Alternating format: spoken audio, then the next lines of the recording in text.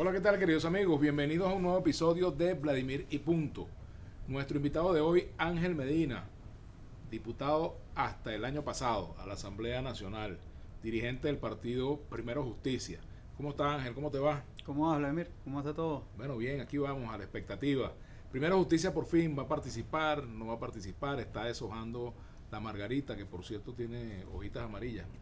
Mira, nosotros hemos estado en una discusión permanente hace como bastantes meses. Yo creo que desde el año pasado, todas las semanas nos reunimos como partido para discutir, para avanzar. Creo, en lo particular, que ese camino a la reconstrucción del voto en Venezuela tiene que ser un camino necesario, un camino que a juro tenemos que transitar todos los que somos políticos en Venezuela, y creo que ese es un camino que se ha venido dando poco a poco. Y eso lo hemos reconocido en el partido muchos dirigentes. Por ejemplo, el tema del Consejo Nacional Electoral. Como creo, algunos han dicho que es un primer paso, yo creo efectivamente que es un primer paso, que es una primera etapa de la reconstrucción del voto en Venezuela, de devolverle la confianza a los venezolanos en el instrumento del voto para que puedan decidir el camino y el destino de Venezuela. Estamos en eso, estamos trabajando. Como tú bien sabes, oficialmente el partido todavía no tomó una decisión, pero sí estamos, y quisiera decirle esto a todos los que nos ven, que sí estamos en una discusión sana, abierta, a veces dura, a veces agria, pero es una discusión de todos los miembros del partido para determinar cuál va a ser el camino para reconstruir el voto, que creo que es al final lo más importante aquí. A mí se me viene a la mente una imagen de Julio Borges, por un lado tirado por Guaidó y Leopoldo López, y por el otro por Capriles. ¿Cómo va ese pulso de fuerza?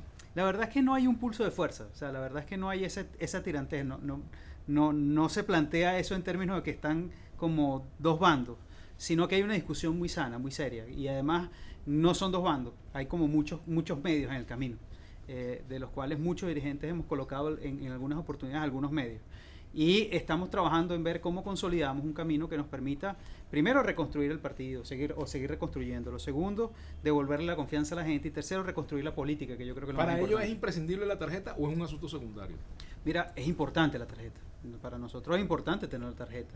Ahora, y no es un asunto secundario, es un asunto importante. Ahora, reconstruir el voto pasa por esa discusión de si al final tenemos una enorme oportunidad, si la oportunidad se presenta y se puede construir una oportunidad donde pues no puedes contar con la tarjeta, tenemos que ir a la discusión si vamos o no vamos con la tarjeta, y tendríamos que ir a la discusión de de qué camino o qué medio vamos a utilizar para provocar la participación de la gente. Eso es una discusión que ahorita está de todo dada, pero repito, yo creo que la tarjeta sí es importante, no es un asunto accesorio, porque es parte importante de la reconstrucción del sistema. Parte importante de la reconstrucción del sistema y de la confianza de la gente en el voto es reconstruir el sistema de partidos políticos, que ha sido golpeado producto de decisiones judiciales y no decisiones políticas. Entonces, creo que no es un tema accesorio, es un tema muy importante en Venezuela. Ahora, también ha habido decisiones políticas, como por ejemplo la decisión de no participar. A la luz de los resultados, ¿esa decisión fue adecuada? ¿Fue un error? Yo creo, Vladimir, que el problema no ha sido la decisión de participar o no participar. El problema ha sido de que en una vas y en otras no. O sea, en los últimos, hagamos el recuento de los últimos años, de los últimos 15 años de acción política. En algunas hemos decidido ir y después decidimos no ir. Y ese sub y baja de decisiones evidentemente ha afectado también la capacidad de la gente de confiar en el voto. Claro está, estas decisiones, este sub y baja, este decir un día voy, otro día no voy, no es de la nada, no es producto de que se nos ocurrió un día a la oposición venezolana se le ocurrió no participar, ha sido producto de unos eventos que han sucedido y de algunas cosas que han sucedido que han atacado directamente al sistema democrático, que lo más importante del sistema democrático es la participación electoral. ¿Estás de acuerdo en que buena parte de los problemas de la oposición están derivados de que la estrategia se la sigue marcando el gobierno? Yo creo, y es una de las cosas que hemos avanzado en las últimas semanas, bueno, en principio creo que la política no puede ser siempre contra algo. O sea, yo no hago política para ir contra alguien. ¿Qué te quiero decir con esto? Yo no estoy haciendo política desde que tengo 18 años porque estoy contra Chávez en su momento o contra Maduro. No, yo estoy haciendo política porque yo creo un país distinto y alternativo al que tenemos. Y eso pasa por claramente hacer un cambio de la estructura del poder y de quienes están en el poder. No solamente la estructura, sino de quienes están en el poder. Pero eso es un asunto de objetivo, no un asunto de meta fundamental de la vida del político, y yo sí siento que en términos generales la oposición en muchas oportunidades ha caído en esa mala praxis o ese falso dilema de siempre ir contra algo y no ir por algo. Yo creo que lo más importante es ir por algo. Por eso nosotros, por ejemplo, hace una semana exactamente, presentamos una propuesta alternativa, por ejemplo, del Estado comunal. y la hemos venido explicando y diciéndosela. ¿En qué consiste esa propuesta? Mira, nosotros sentimos que el camino de la reconstrucción, que son varios, para reconstruir a Venezuela, que está bastante destruida, el principal camino es la ciudad, no es la comuna. Es la ciudad. La ciudad es un hecho real, concreto, histórico en Venezuela. O sea, cuando yo te pregunto a ti, Vladimir, ¿tú eres de dónde? Tú me vas a decir, de Caracas, claro. Yo soy caraqueño. Claro. No me vas a decir de la comuna, no sé qué. O sea, eso no existe en Venezuela. Eso es un invento. La comuna es un invento. En cambio, la ciudad es un hecho histórico, real, de identificación, con cultura, con identificación real. Y las ciudades, evidentemente, se manifiestan en los municipios, que tienen además autoridades que todo el mundo conoce, quiénes son sus autoridades y cómo se eligen estas autoridades. Entonces, nosotros creemos que para reconstruir Venezuela hay que fortalecer la ciudad. ¿Y qué hemos planteado? Al menos tres vías para comenzar el fortalecimiento de la ciudad. La primera, la posibilidad de que las ciudades puedan acceder a cooperación internacional. Esto no quiere decir que se endeuden, porque ha habido en otras etapas de América Latina esas políticas donde terminan las alcaldías enormemente endeudadas y eso es un conflicto para la nación. Cooperación internacional en materia de ayuda directa y de desembolsos que no son créditos, que puedan acceder directamente a cooperación internacional. La segunda de los planteamientos que nosotros estamos haciendo es que se reconozca clara y evidentemente sus autoridades legítimas. ¿Qué quiero decir esto? Autoridades electas. Ya está bueno este tema de los paralelismos. Entonces, paralelismo de que yo soy electo, pero entonces hay alguien que no es electo, que tiene más poder que yo o igual poder que yo. No, las autoridades. ¿Por qué? Porque eso va a permitir reconstruir la relación persona-instituciones. Y eso pasa también, eso de cuando tú dices las autoridades electas, uno de los planteamientos que estamos haciendo es por qué los consejos comunales no dependen directamente de los alcaldes. En todo caso, ustedes tienen un plan B en caso de que no avance esa propuesta de ustedes, sino que se consolide la del gobierno, que se termine de aprobar, que sea una realidad. ¿Qué hacer en ese escenario? Bueno, el problema es que el tema comunal es una realidad en Venezuela. El problema es que no ha avanzado. Es decir, hoy se está hablando de dos proyectos que hay ahí, el de la ciudad comunal y el del parlamento comunal. Pero, Vladimir, ya hay 9 leyes como del poder popular que desarrollan todo el tema comunal. ¿Y por qué no ha funcionado? No ha funcionado, bueno, hay una contabilidad que hace el Ministerio de las Comunas que dice que hay 2.200 comunas para el año 2018. Habían 2.200 comunas. ¿Hay más, hay menos? Nadie lo sabe. Pero en segundo lugar, todo este tema que tiene reglamentación, tiene leyes orgánicas, le han colocado gran cantidad de dinero del Estado, se ha utilizado para construir este tema comunal, no ha funcionado. Pero además, nada más anticomunal que un ministerio de las comunas. Sí, sin duda. Es como una contradicción en sí mismo. Es una antiparticipación. ¿Por qué? Porque el sistema de las comunas fue creado para un sistema de control y no un sistema de participación. O sea, si tú originalmente puedes decir, bueno, la comuna es un sistema de participación, los consejos comunales, bueno, para que la gente de los sectores pueda organizarse y pueda participar. Pero al final terminó siendo un sistema para controlar. ¿Por qué muchos consejos comunales no llegaron nunca a su elección? Porque sabían que si hacían la elección le iban a ganar gente que pensaba distinto a quienes están en el poder. Y no es que sean de partidos, que pensaban distinto a quienes están en el poder, y por eso se acabaron las elecciones de los consejos comunales. Más nunca se hicieron las elecciones de los consejos comunales, o no se avalaban. ¿Cómo era eso que el consejo comunal, un consejo comunal que se quería organizar en el municipio de Rocio, en Guasipati, en el estado de Bolívar, tenía que venir a Caracas a inscribirse? Eso es antiparticipación, porque al final, por eso que nosotros planteamos el camino de la ciudad, porque muy bien la ciudad las autoridades de las ciudades pueden no solamente fomentar una relación directa con los consejos comunales, sino con las asociaciones de vecinos, que son una realidad en las ciudades. Sin embargo, el problema central del país sigue siendo el gobierno central para la oposición y, bueno, por la forma como se conduce, ¿no? El problema central es el modelo, Vladimir. El problema central es el modelo. Pero no es el modelo constitucional. No. O sea, es tanto así que no es el problema que ellos han intentado modificar la constitución de facto.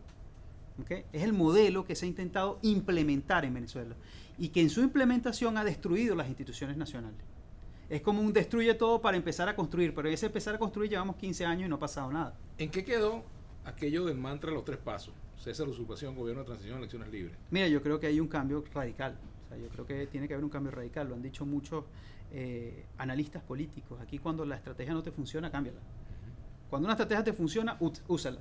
Y si esa estrategia te funciona para lograr democracia, pues úsala más. Pero cuando la estrategia deja de funcionar, cámbiala. ¿Y cuando los líderes no funcionan?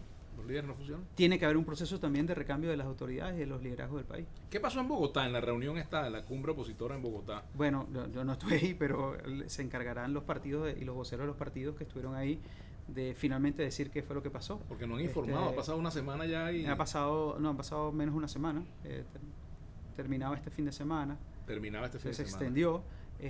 Y bueno, esperamos que pronto aparezca un comunicado que explique un poco cuál es el camino o las resultas de esa reunión que se dio ahí. Ahora, yo tengo entendido por fuentes que me lo informaron, que una de las condiciones de Estados Unidos era que participara Capriles o alguien de Capriles, precisamente por la situación de la ruta electoral, ¿no? Por la propia selección. Yo creo que eso no debería ser ninguna condición. Aquí no hay condiciones. Aquí lo que tiene que ver es una unidad de los factores que a veces piensan radicalmente distintos unos de otros. Y esa unidad de los factores democráticos tienen que permitir una construcción consensuada de una ruta alternativa que debe existir hoy en Venezuela. Ahora, es poco creíble la idea de que Julio Borges y Capriles piensan exactamente igual, o tienen la misma estrategia, o tienen la misma, o que tienen una visión similar de la vida venezolana, porque por la práctica se ve que no es así. Sí. ¿Cómo se dirime esa diferencia? No es que sea poco creíble, es decir, creo que hay opiniones y hay planteamientos que se han hecho que son diversos en el marco del partido, en el marco de Primera Justicia se han hecho posiciones distintas, posiciones a veces que se contrastan, pero la idea de nosotros es poder llegar a una posición común. Y eso es lo que hemos venido trabajando durante mucho tiempo. Por eso te digo que en Primera Justicia no solamente está la posición de Capriles, que puede tenerla, o de Julio Borges, que puede tenerla, está la posición de otros tantos que también tienen posiciones diversas y distintas. Bueno, el planteamiento que hizo Cariz hace poco de la relegitimación de todos los liderazgos políticos del país, eso también se añade a la discusión que estamos dando dentro del partido. Tú que fuiste a DECO, te voy a hacer una pregunta. ¿Con quién está tu compañero? ¿Con Julio o con Capriles? Mira, yo estoy con Primera Justicia. Yo no soy... Desde el punto de vista en esa discusión. Mira, en esa discusión, y es algo que a mí yo siempre es importante la pregunta, porque hay que romper con un mito. A mí no me gustan los ismos, en lo particular. Yo no soy ni borgista, ni caprilista, ni nada de ista. No me gustan los istas. Yo soy de un grupo al ni cual... Ni siquiera caraquista, chico. Caraquista sí, pero eso es otro tema. Ese es otro tema. Pero no me gustan, en la política no me gustan los ismos. No me gustan los ismos. Creo que le han hecho mucho daño al país esto de los ismos, porque es seguir a una persona casi que fervientemente sin darse cuenta que esa persona también es humana como tú y es político como tú. O sea, yo creo que más que estar con uno u otro, yo estoy con la organización, estoy con el partido, y creo que ese partido, que es un gran partido y está presente en toda Venezuela, que es Primera Justicia, debería ser nuevamente uno de los puntales de la construcción de unidad y la construcción de un movimiento político, real, con conciencia y con piso y aterrizado en el país. ¿Con quién no te aliarías en la oposición y por qué? ¿Con quién no me aliaría? Primero hay que ver qué es la oposición. Y eso es muy importante. Y segundo, esto no es un problema de con quién me guste o no. Es con quién puedo unir fuerzas para lograr un objetivo. Así es la política. La política no es un tema de si me gusta o no. Quizás, y eso lo hemos vivido, tú que también has participado en política, no se trata de que me guste o me caiga bien. Se trata de si sus fuerzas y mis fuerzas pueden hacer coalición para construir un objetivo mayor, que es un objetivo político, en este caso la reconstrucción democrática. Desde la oposición del G4 se llamó alacranes o se llamó participacionistas o colaboracionistas a mucha gente que tomó la decisión previa de participar. Ahora ustedes están en la tónica de participar. ¿Cuál es la diferencia entre un momento y otro y entre unos y otros? Mira, hay diferencias. Cuando yo hago la política por valores y por principios, eso tiene valor. Y hay factores de la oposición que decidieron participar el año pasado que tienen valor en términos de que decidieron asumir ese camino. Es distinto cuando yo lo hago porque alguien me pagó. Yo lo hago porque alguien me compró la conciencia, y eso es muy distinto. Eso sí no es política. Eso es otra cosa distinta a la política. Aunque se vive en la política, es otra cosa distinta, al menos a mi concepto de la política. Y ahí sí que hay que hacer. Ahora, ¿se pudo probar que existen alacranes, que efectivamente fueron alacraneados, que fueron comprados, que fueron pagados por el gobierno? ¿Se pudo Mira, hay muchísimo, no solamente como gente que habló sobre esto. El propio Alfonso Marquín el año pasado habló de lo que le habían ofrecido y lo hizo público además. Sino, como diría Carlos Andrés, en la vida hay dos cosas que no se pueden esconder, ni la actual ni lo real. Y, a ver, hay gente que cambió el estilo de vida, pero por mucho, en muy poco tiempo. Y la verdad es que eso llama mucho la atención. ¿Pasó lo mismo con gente del G4, por ejemplo, que asumieron cargos en el gobierno interino? Pasa lo mismo. Yo estoy en contra de todos esos que de golpe y porrazo se transforman en millonarios y nadie sabe por qué. Por cierto que primero sobre todo en un país tan golpeado como este, claro, y tan raro, donde todo es, donde las instituciones están tan locas y la política a veces, es decir, aquí a veces se normaliza lo anormal y eso no está bien. Claro, fíjate, también recuerdo que durante todo este tiempo se habló mucho de que Estados Unidos estaba detrás de las organizaciones de la oposición, que estaba financiando, en fin, surgieron escándalos acerca de la administración de los recursos con los cuales contaba el G4. Primera Justicia incluso preparó un documento al respecto. ¿En qué quedó esa investigación? No uno, tres. Bueno, tres exacto. documentos. Yo Tres publiqué documentos, uno de ellos. de los cuales, bueno, son más, pero tres los hicimos públicos. Ha habido una serie de investigaciones, en muchos casos han llegado a conclusiones de las investigaciones de cómo se utilizaron esos recursos, que se pudo se pudo demostrar cómo se utilizaron los recursos, y en otras están en plena investigación esos temas. Y se ha hecho, y al menos nosotros de Primera Noticia no hemos tenido ningún prurito en levantar la voz cuando tenemos que levantar la voz en ese sentido. Porque si precisamente lo que estamos es combatiendo la corrupción como un hecho que ha destruido a la nación, desde quienes lamentablemente están en el poder, pues lo mínimo que podemos hacer es combatir la corrupción en todos los espacios. No solamente corrupción de dinero, a veces hay corrupción espiritual, claro, que también es tan mala como la corrupción de dinero. Claro. 3 cosas positivas y 3 cosas negativas de Juan Guaidó. 3 cosas positivas. Lo primero es que creo que ha sido una persona que ha demostrado que de golpe y porrazo le llegó una responsabilidad gigantesca. Quizás él no la estaba esperando, y le llegó esa responsabilidad, y ha sabido como persona asumir las enormes presiones que eso conlleva. O sea, no es fácil estar en el puesto que está él, de verdad. Lo segundo es que creo que, al igual que tú o que yo, tiene, y no voy a con esto ponerme a un tema clasista, pero cuando tú tienes realidad de lo que pasa en el país, puedes comprender al país. Y Guaidó viene de un extracto que no se puede decir que es pobre, pero es una persona que conoce a Venezuela y conoce menos lo que pasa una buena mayoría de los venezolanos, y eso es bueno para quien quiere tener influencia en la nación, conocer el país. Y yo creo que un tercero es que es un hombre de familia. Y si algo le hace falta a este país, y ojo, no quiero determinar qué es la familia en Venezuela, sino familia en términos de que tiene capacidad de mostrar al país que tiene vínculos afectivos y que esos vínculos afectivos los puede transformar. Si tú eres capaz de tener un hogar, puedes ser capaz de construir un país.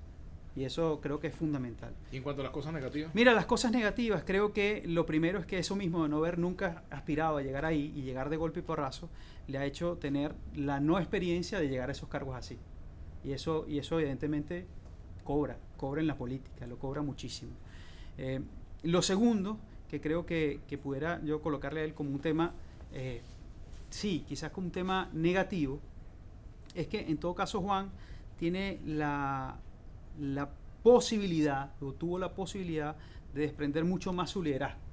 Y yo creo que en algunos casos, producto de la idea de mantener siempre la unidad, de mantener la mayor cantidad de consensos, creo que no es que le faltó autonomía, creo que el mismo sistema de la unidad lo blindaba demasiado, y pudo haber sido una persona con mucho mayor autonomía en términos del desarrollo político y del término de sus decisiones políticas.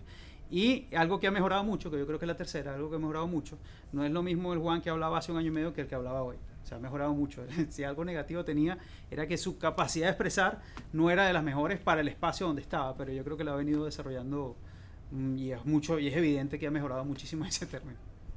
Ahora fíjate, el gobierno de Maduro, ¿ustedes subestimaron a Maduro? No, nadie subestima a Maduro. O sea, es que tú no puedes subestimar al que tiene el arma. Tú no puedes subestimar al que tiene el switch para meter gente presa y sacar a gente de la cárcel. O sea, yo no lo subestimo para nada. O sea, es imposible subestimar a alguien quien tiene quien tiene la capacidad de permanecer, aunque la gente no lo quiera, más de 20 años en el poder, tiene algún mérito. Ahora, que ese mérito sea positivo, yo creo que no. Yo creo que es un mérito que le ha hecho mucho daño al país, y yo no lo subestimo, muy por el contrario. Creo en este momento, y creo incluso en este momento, que ha habido momentos donde oposición cree haber subestimó a Maduro, y creo que en este momento Maduro está subestimando a los factores democráticos del país también. O sea, ese tema de creer que ya lo aplasté, que lo acabé y que ya yo gané la competencia, no es tan cierto, porque el país no se tumba, no se cae, no se doblega. Al final hay un país que desea realmente un cambio. ¿Cuál es el rol de Enrique Capriles en este momento político? Fue candidato presidencial 2 veces, es el líder visible más importante que tiene Primero Justicia. ¿Cuál debería ser su papel en este momento? Yo creo que él tiene un enorme papel, y puede cumplirlo con mucha mayor fuerza, de articulador. Puede ser un gran articulador político de los diferentes factores de la oposición nacional, de los diferentes factores políticos y sociales del país. Creo que tiene esa enorme capacidad de articular, ha venido hablando con mucha claridad muchas de las cosas que están sucediendo en el país, y creo que tiene ese don. Además, el haber sido candidato presidencial le permite tener reconocimiento por parte de la gran parte de los actores políticos, sociales y económicos del país, Y yo creo que ese es un rol fundamental que necesita el país en este momento, tener políticos articuladores, no que sean el centro de la vida, sino que sean el centro para articular, para llamar a otros. Ven acá, vamos a sentarnos, vamos a unir fuerzas, vamos a intercambiar, vamos a ver cómo logramos en conjunto lograr algo. Y yo creo que ese es un rol que puede jugar muy bien y creo que lo ha venido haciendo muy a la callada en los últimos tiempos. Hay dos candidaturas en Miranda para la gobernación que se disputan dos líderes opositores, sí. Carlos Ocariz y David Uzcategui. Sí. ¿Cómo poner fin a esa división allí? Se ponen de acuerdo. La política no es un hecho inconcebible, los acuerdos, la posibilidad de ponerse a consenso. Y acuerdos, y las vías que decían ellos, la vía por la cual se van a poner de acuerdo. Un tercero en discordia, por ejemplo, un tercero en medio. Bueno, ¿dónde está? Capriles, por ejemplo. Él no lo ha dicho, no lo veo haciendo campaña para gobernador de Miranda. Pero en este caso, ellos dos, los que están, que se pongan de acuerdo. La política siempre hay posibilidades de ponerse de acuerdo. ¿Y en tu agenda política qué hay? ¿Qué viene para ti? En mi agenda política, esperas? Mira, en mi agenda política en principio está el tratar de seguir promoviendo desde el partido, desde la posición que tengo nacional, la reconstrucción de la política en el país. Yo ahorita no estoy en son de candidaturas, no está planteado en mí en este momento asumir esto. Te confieso, Vladimir, que lo que a mí me ha gustado en la vida, el único cargo además de elección popular que yo he ejercido es el de ser legislador parlamentario, y creo que ahí encontré mi camino, ahí encontré una forma, una vocación de hacer las cosas, y a mí lo que me gusta es ser parlamentario, la verdad, y creo que no lo he hecho mal, quizás lo pude haber hecho mejor, pero creo que no lo he hecho mal, y creo que en este momento, en ese rol que me permitió el Parlamento, creo que nos corresponde entonces recuperar la política. Y recuperar la política es hacer tres cosas que yo se los digo a todo el que me pregunta, bueno, ¿qué hacer ahora? El político en Venezuela tiene que tener tres cosas. Estar formado e informado. Es decir, que todo lo que tú me preguntes yo tenga una respuesta no automática, sino una respuesta que tenga alguna formación, alguna información. Eso es muy importante. Lo segundo es poder ser articulador, que es lo que te decía que creo que debería ser Capriles. El rol del político es ser articulador en este momento. Y el tercero, que creo que es lo más importante, es proponer. Y por eso es que nosotros estamos proponiendo estas alternativas a cada uno de los temas más importantes que se están dando en este momento. ¿Qué viene para Venezuela? Y con esto terminamos. Si fracasa el diálogo que está más o menos caminando. Lo que hay, pero empeorado. O sea, lo que hay, ¿qué hay? Todo el mundo pelando. El Bolívar no existe. Los servicios no sirven. No hay gasolina. No hay gas. Yo tengo un hermano ahorita que vive en el Zulia que acaba de salir 1 hora y media de Maracaibo para poder echar gasolina.